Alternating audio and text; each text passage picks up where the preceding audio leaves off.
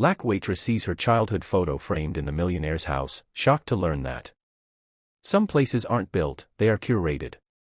Every marble slab, every velvet drape, every whisper of conversation is a meticulously placed, high-dollar barrier designed to keep the world out, and people like Elara Vance in their place. Her place was right here, at the exclusive gilded reserve, where she served drinks that cost more than her rent.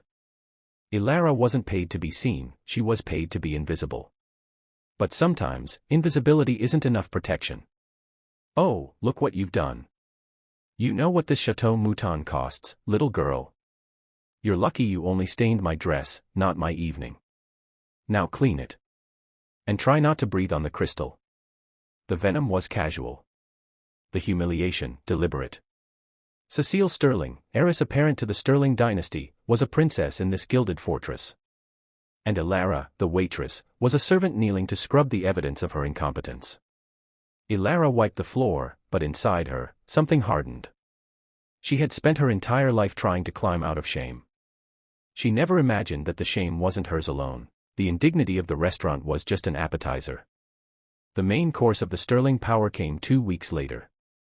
Elara was assigned to cater a private dinner at the Sterling family's estate, a compound that didn't just overlook the city, it seemed to judge it. The mansion was a mausoleum of success, silent and blindingly perfect. This was the territory of Arthur Sterling, a titan of finance, a man whose wealth was so deep it had become a moral virtue in the eyes of the world.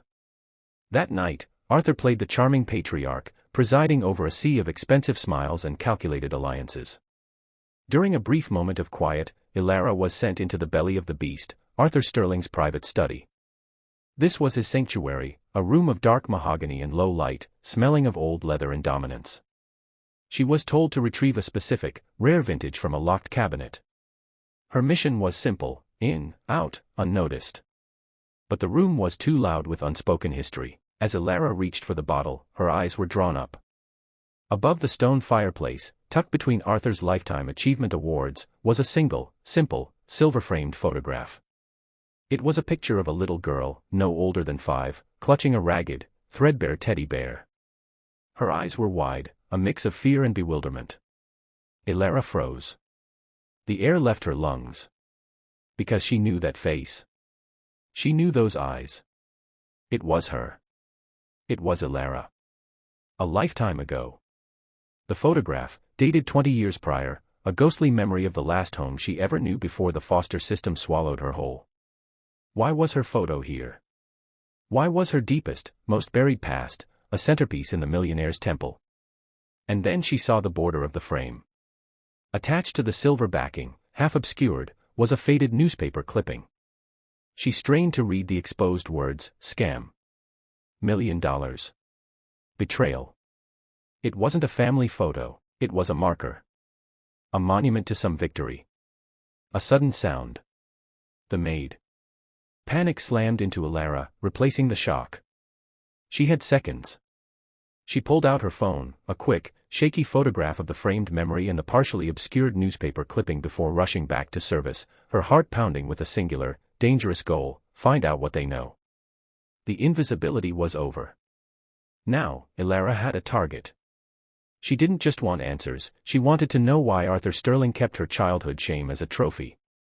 The next few days were a blur of double shifts and obsessive research. Elara pored over online archives, cross-referencing the date on the photo, the Sterling name, and the vague newspaper fragment. The internet, that grand equalizer, began to whisper secrets the Sterlings thought they had silenced with millions. She found it. The scandal was huge, a massive, $50 million financial fraud at Sterling Dynamics 2 decades ago. The perpetrator, the fall guy, the man who vanished into disgrace and failure, was a mid-level executive named Mark Vance. Her father. The articles were brutal. They painted Mark Vance as a man who gambled away not just company fortunes, but his own family's security, abandoning his wife and young daughter in the process. The narrative was simple, clean, and damning. It explained Elara's orphanhood. It explained her life. But something didn't fit. The stories felt rehearsed. Too neat. Elara decided to test the water, to see how deep the silence ran. She cornered Arthur Sterling at the Gilded Reserve, late one Tuesday. She approached him, not as a waitress, but as a predator studying prey. Mr. Sterling. I heard your company was doing a major review of historical assets. 20 years ago, maybe.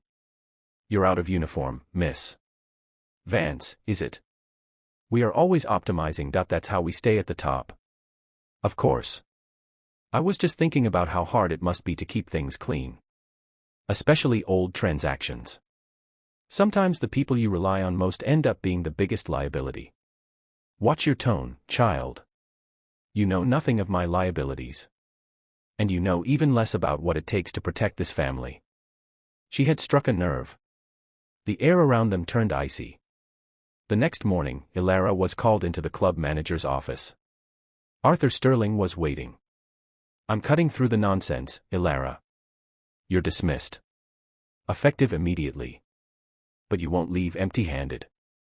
$50,000. Cash. Consider it a severance, a generous one. But you signed this NDA. It's for privacy.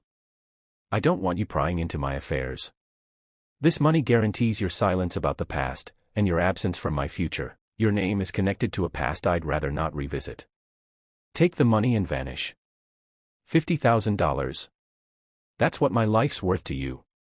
It's an enormous sum for a girl with no future. Don't be foolish. I won't be foolish. I won't sign. She didn't take the envelope.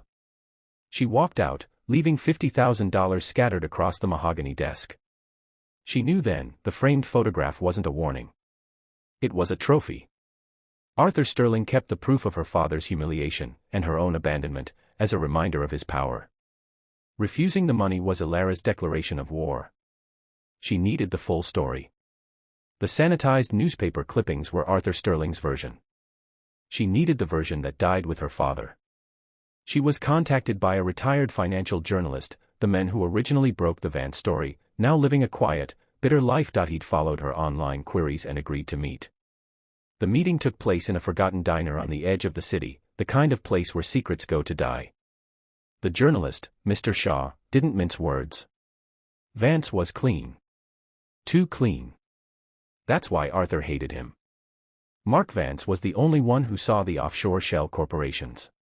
He tried to blow the whistle on Sterling's dirty millions. So my father wasn't the thief. He was the victim. Arthur Sterling didn't just frame him for theft. He engineered a perfect, cruel destruction.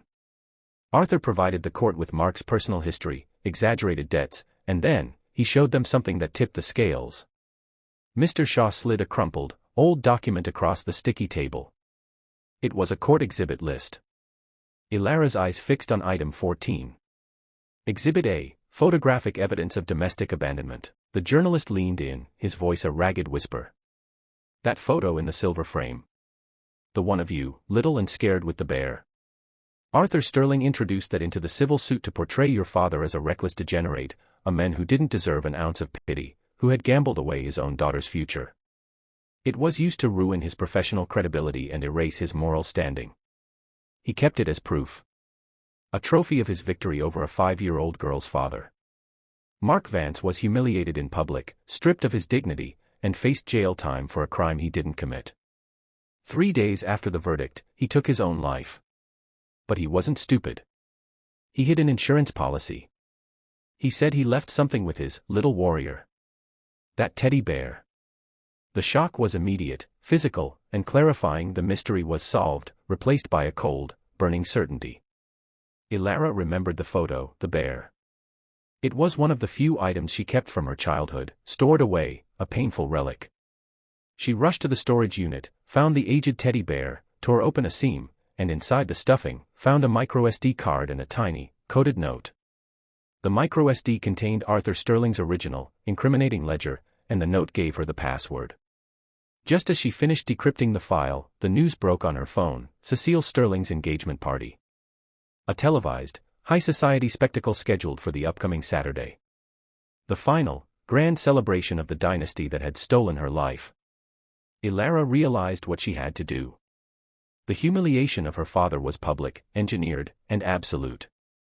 Her justice had to be just as absolute.